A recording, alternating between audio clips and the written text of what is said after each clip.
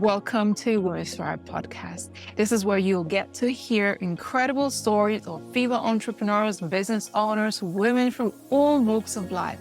Myself, Raymond Jan, and my co-host Abigail will be interviewing incredible women, hearing inspiring stories of women from all around the world. I have no doubt that you will find something that will be life-changing for you. Make sure you hit that subscribe button and join us for our future episodes. So welcome. Hello. Good morning, good afternoon, good evening, wherever you are joining us in the world. I would love to give you a very warm welcome to this episode of the Women Thrive podcast. My name is Abigail Rebecca. I am your host. Today, I'm super excited. I'm always super excited for our guest, but I'm very excited for our guest today because not only is she an incredible leader, a thought leader and leader of her business and just an incredible human being. She's also a very, very good friend of mine and a dear, dear soul sister. So I've been very excited to bring her on to the podcast and we get to do this today. So Kelly Keefe is a groundbreaking thought leader, founder and CEO of the Heart Space. She's an international bestselling author, where she supports the leaders, entrepreneurs, and spiritual seekers elevate to their fullest clarity, execution, expression, and alignment with God. And what we're going to be talking about today is permission to thrive, permission to create abundance, permission to create or to step into anything that you are desiring to step into. If that sounds like a juicy subject to you, then Kelly Keefe is your woman. Welcome, Kelly. It's so great to have you here. Oh, thank you, darling. So great to be here and to get to jive out together in this way. I know. It's really cool, right? That we get to hang out in these spaces together. Kelly, I'd really love for you just to talk a little bit more into what you do. What's your purpose, your mission, your vision in this world? Yeah, for sure. In 2012, I received the information that I was to build the heart space. I had no idea what that meant at the time. I just continued listening and executing and continuing to receive step by step by step. And so what I'm going to build through the rest of this life, stay tuned. We'll find out. But in the meantime, what it's grown to now is we support people learning how to live from their heart. Get out of living from the head and really living from the heart while keeping the mind as a part of it. It's an important part of the team. So we do group coaching and one-on-one coaching. We do retreats around the world. And I'm a Reiki master teacher. That's kind of what sparked this whole journey was my call to the healing arts. So we do Reiki trainings and healing sessions and things of that nature. Kelly, I love that you downloaded that message and you really stepped into your mission and your purpose in 2012. We are both Aquarian age leaders and that just aligns so well. What was that experience like when you were called to do this work? To be honest, it was kind of scary. Where when I look at what was happening the years prior, where my guides and the unseen was starting to shift things. I like to call this my switchboard. Things were getting switched on and off in my switchboard, and I didn't know why I was choosing so many things differently and making these different paths, but it was all leading me to be primed for that moment. 2 weeks prior to receiving the heart space and just knowing that was for me to do, was I received the message of look up healing modalities, you're a healer. And it was clairaudient. So it was a very strong, almost like a daddy voice where it scared me, but I knew I needed to listen and it was safe. And so I did, and it freaked me out, but the steps just kept coming of confirming it. And as much as I was like, what is happening? And there was fear coming up, there was this deep warmth of trust that I felt and just kind of kept moving through it. But it was a little scary. I love that you're sharing that because we often hear stories and shares from so many incredible leaders that are talking about, I felt drawn to do something, or I felt the call, or like yourself, I heard a voice, I received the downloads. But very often we kind of imagine it to be some kind of etherical, kind of in the moment. very kind of like pure and spiritual and loving and all of that, which of course I'm sure that it is. But the fact that you're talking about fear and that it's scary, I love that you're talking into that, because sometimes really stepping into something that is much bigger than us is an incredible experience, but it can often be very scary, right? As you've just shared. Absolutely. Absolutely. There's a few teachers of mine that I follow where they say the presence of God is a very intimidating, sometimes scary thing, because that is the highest ultimate energy and power that's available. And when it's hey, I'm going to show you how I see you in my eyes and how big it is of what is here to be created, like, that's a lot. It's a lot. And that reminder to everyone, fear is a part of the human experience at large, but it's definitely a part of our experience when we're playing a big game. In 2019, I channeled through my first book, which is Rise Above Fear. So through that, I got to know fear on a much more intimate level of, what is this in a physiological sense? How does it move through our body? Vibrationally, what's happening? And really learning that we need something we get to befriend. We can try to pretend it's not there or push it away or slay it, but it's a part of the team. It's not going anywhere. So the more we can just admit to ourselves, like, yeah, it's here. It's a part of me. It's always going to be here. And we're now friends. And so they're not always, their personality needs a little bit more attention and nurturing, and they're not as ready to just get up and go as some other parts of me, but it's here. It's been a big part of my personal process.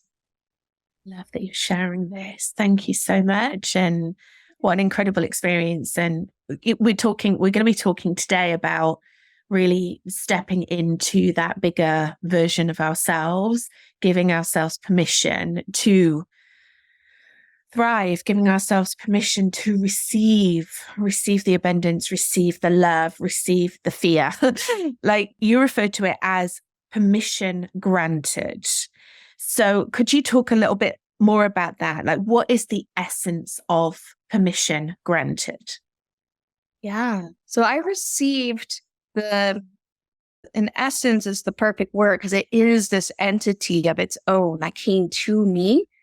It was a teaching for me in 2020. And I was so excited where I was like, I get it. I understood it, but I hadn't embodied it yet. So it wasn't actually wisdom. So very clearly I heard, this is for you to learn right now. This is for you to learn and embody. And in time, you can pass it on and share it to others. And so it was this really learning my subconscious mind and how at large we're all programmed to wait for something outside of us to give us permission to do the thing, have the thing, be the version of, say yes, say no, have the money, all these different things. And it's that really beginning to understand how much have I been consciously or subconsciously giving away my power, and begin to say, I can start to give myself permission for that now, and go to the root of those moments where we've been keeping ourselves small.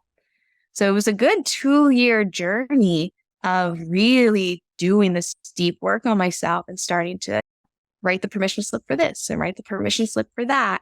And shameless plug, we have actual permission slips on our site if you want them. They're an amazing practice where going and literally writing these permission slips and looking at, am I ready to give myself permission to move through this and to have this, knowing that some of the stuff, if it's deep, it's going to come with deeper processes that are needed.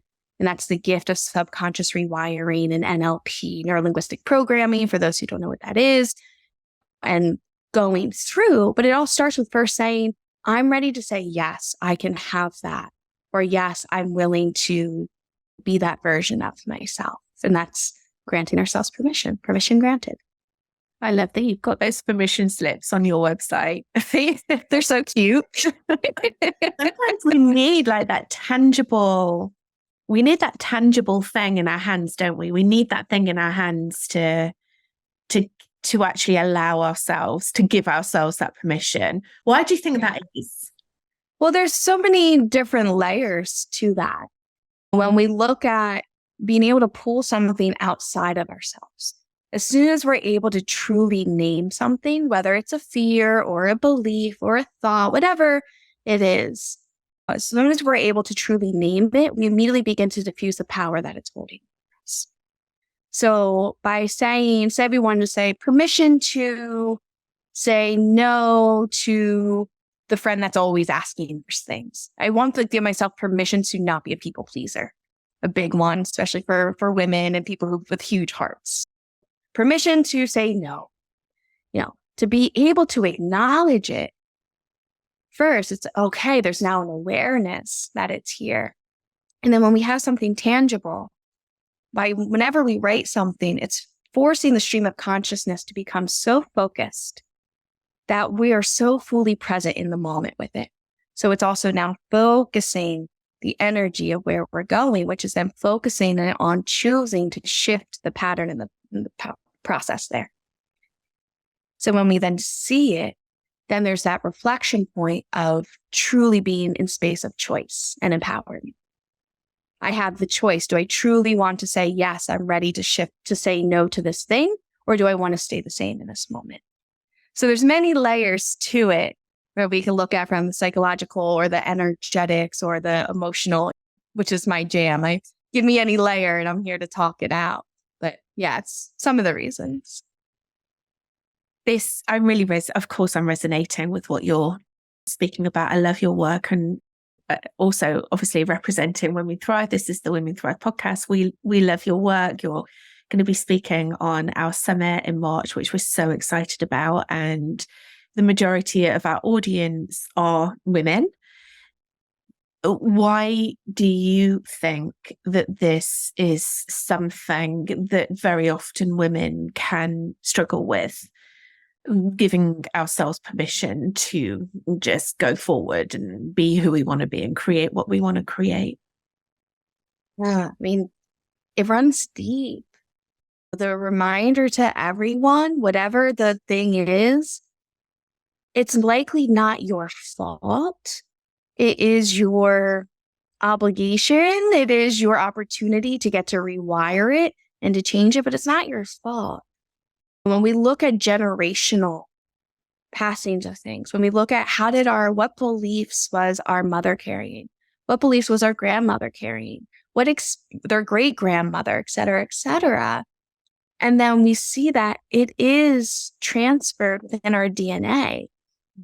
And then also the switchboard, as I've been referring to it lately, and that's essentially just the subconscious programming that's running. And our subconscious mind is running 80 to 90% of our day-to-day life. And what's so wild about that is that it's subconscious, so we don't even know what's going on in there. But it's developed from ages 0 to 11. So whatever we were observing, the conversations we were having, the experiences, that prime time where we're just around our parents or our grandparents or the community, whatever you were, that's essentially who's been running the show until we become aware.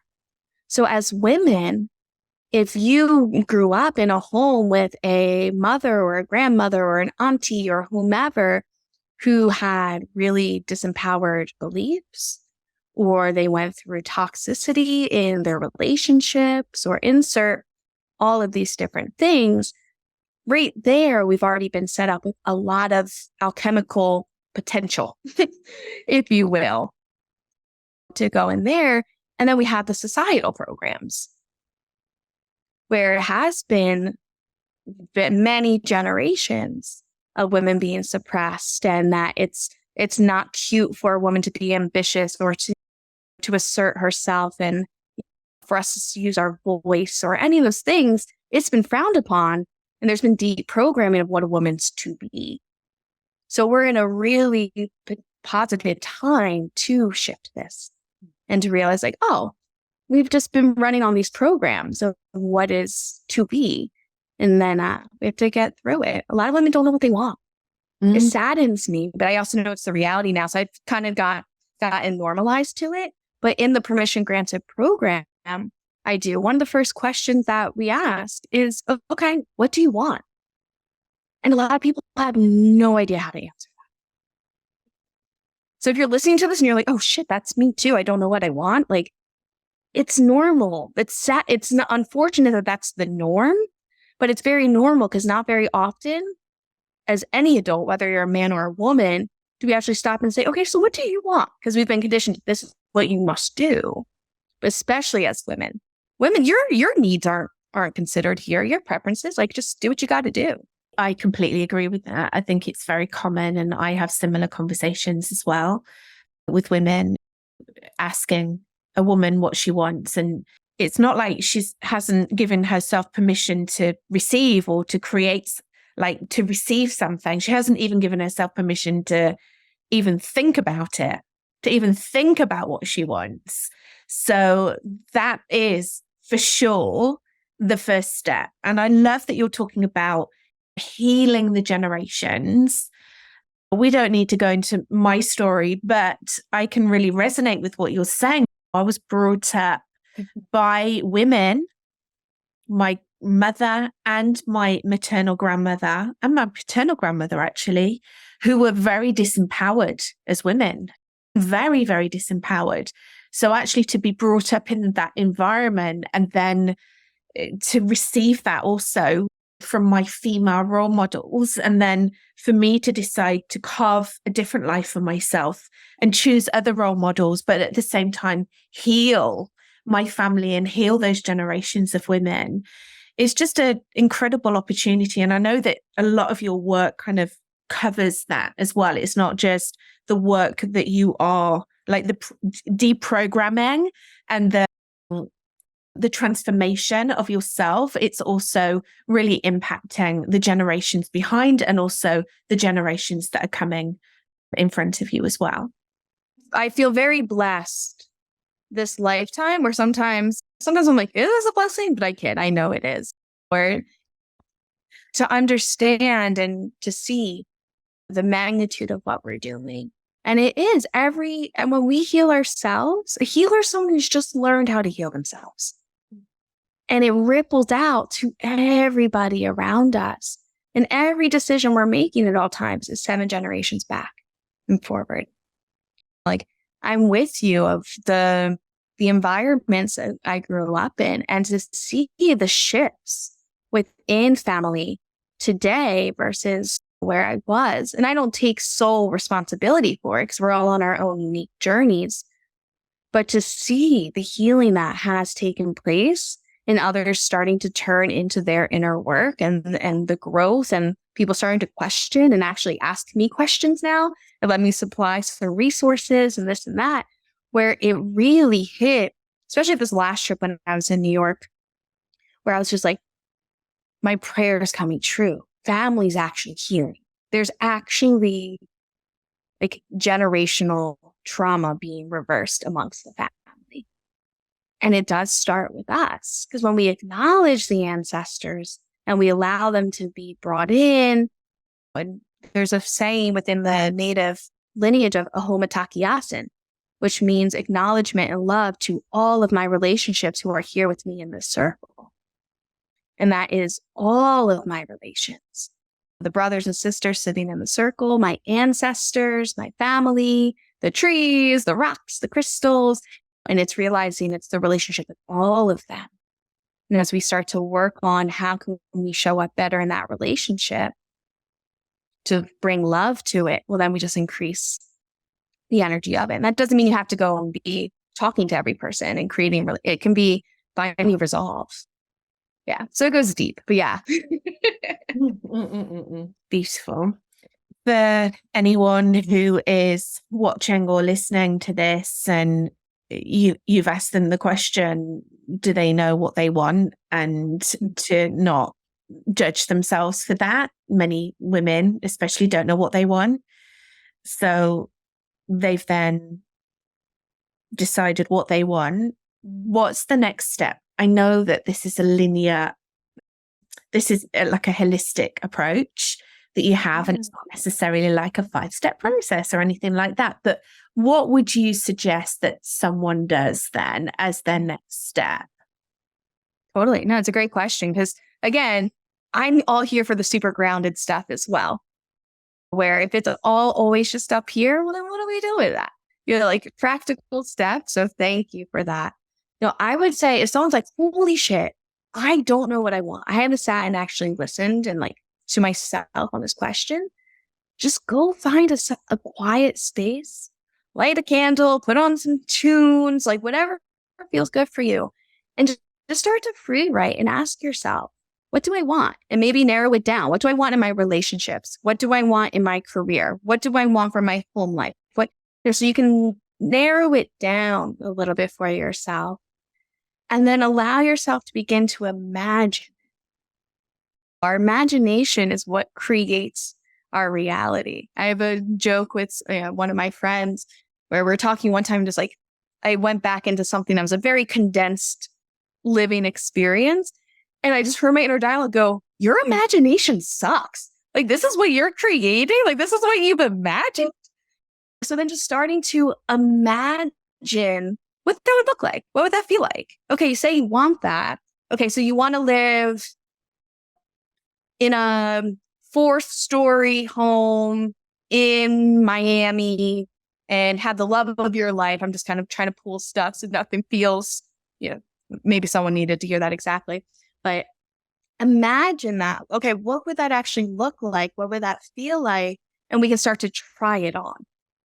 Because you might put it on, actually be like, actually, I'm like feeling that, and actually I don't want that. And I can start to create clarity. So that would be a next great couple of steps for somebody. I love that. I love you're talking about lighting a candle in free writing at the beginning of our chat. You were talking about dropping out of your head and into your heart. And I love to do that practice where I ask my heart what it wants through the free writing, right? So what do you, heart, tell me, what do you need? And then my heart tells me what it needs. And then how can I support you with that? It's such a beautiful practice. Mm-hmm. It's so wise, this heart. Yeah, it really is. Okay, just shifting gear a little bit. I really want to ask you about this. So before we hit record, you told me that you'd just written like 1.5 books. I want to know about this process. Like, how do you do that? That's probably the best question to ask. Like, how do you get so super focused on something like that you are able to create something so beautiful in a short amount of time? Can you share some little secrets with us, Kelly Keefe? Ooh, the juice. Yeah. So, one, you haven't read it, so I wouldn't put it too much kudos. I'm kidding. I'm actually really pleased with what's come through. So I Rise Above Fear, give us a little backstory. I channeled in a month. The novel that came through. So like, one, I know it's just one of the gifts God has put into my space. The novel that comes out next year through Pegasus, also wrote it in a month. So I came to a writer's retreat here in Costa Rica, which was a week. And the intention is to write your first working draft in a week. And I was like, I've done in a month twice, but a week? But I was like, okay, let's do it. And as I started working out the outline for the one, I started to hear the other book was like, excuse me, you started working on me a few years ago and you're just going to try to jump ship and start the other. So I had to listen. The babies were fighting. So we put the one that I thought I was going to be writing as the chef book that got written. And then I finished what was moving through me for a few years. So it'd already been accruing because it's a relationship. I didn't write it. It chose me to use me to put on paper for everybody else to receive the message. So I feel a part of it for someone who's like, because I know that sounds like, what do I do with that information? Like, I would like to give someone support, but one is really being a willing vessel. There's been through my life when more and more I just continue to surrender and I just ask for God's will to be my will. Continue to do my very best to surrender my will and allow myself, my will and God's will to be one and the same. And if God's will is for this book to come out, then mountains can move. So there's the space of just being a willing vessel and continue to remember this is not about me. This is about whatever needs to move through that's going to help those who receive it. That's what it's about. It's me just being of service and just letting the process flow through. I've also innately, I create on the regular. So for someone, just make sure your vessel's aligned, do your energy work, do your yogas, do whatever you need to do to prime yourself to be a good vessel. Good's not a good word for that. A aligned vessel. There's no good, bad, right, wrong, just aligned vessel. And then there's structure, where structure is really important for flow. If you have no structure in your life or no structure to your creative project, well, good luck. We're very fortunate to have set structures and I of how to set up an outline and then go through and do like projects, this and that. And so it's the mix of staying in the structure and then allow myself to surrender into the flow. Again, a great example of giving yourself permission to thrive, right? And this aligned vessel, alignment with everything, right? As you're stepping into that. And you run your own retreats, don't you? You're about to run a retreat yourself. I am. Friday. We're in the final spaces of getting everything set up. I'll be having a group of humans arrive to Costa Rica on Friday. It's amazing. Congratulations. It's such a beautiful event. So, as I mentioned before, we also have you as a wonderful speaker on our Women Thrive Summit 2004. I was going to say 2014. Then I was going back in time. Time travel. Let's time travel 2024. So, well, you could be time traveling listening to this because you're either listening to it like before 20. There are two time zones here. There's before 2024 and there's after 2024. So whichever side of March 2024 you are in, you can either look forward to listening and watching Kelly on our Women Thrive stage, or you can go back and watch and listen to her. I'm sure it's going to be such an inspiring talk. What are you going to be sharing with us on the stage, Kelly? Yeah, so we're going to be diving deeper into this concept of living heaven on earth and giving yourself permission to do so. Beautiful. Really, really excited for you to share your wisdom with us.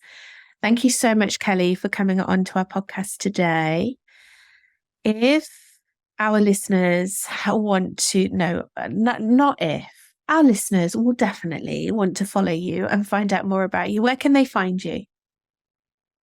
Yeah, for sure. So they can check out the website, heartspace.co, to find out all the things that we're up to. If you want to connect directly, which I would love as well, please feel free to message me. Let me know you found me here. We can jam out. You're part of the community. You can find me on Instagram. I am Kelly Keefe. And just say hello. Don't be shy. Amazing. Go and jam out with Kelly. I love hanging out with you. I love meeting you in person as well. So I'm sure that there'll be lots of incredible in-person retreats as well where people can come and join you all over the world. But Costa Rica just sounds incredible. Yes, there's so much magic coming and I adore you. I'm so excited to continue flowing and get to see you again and wrap my arms around you soon. Absolutely. I'm sure it won't be too long. Kelly, thank you so much. Thank you for coming on to our podcast today. Thank you so much for watching.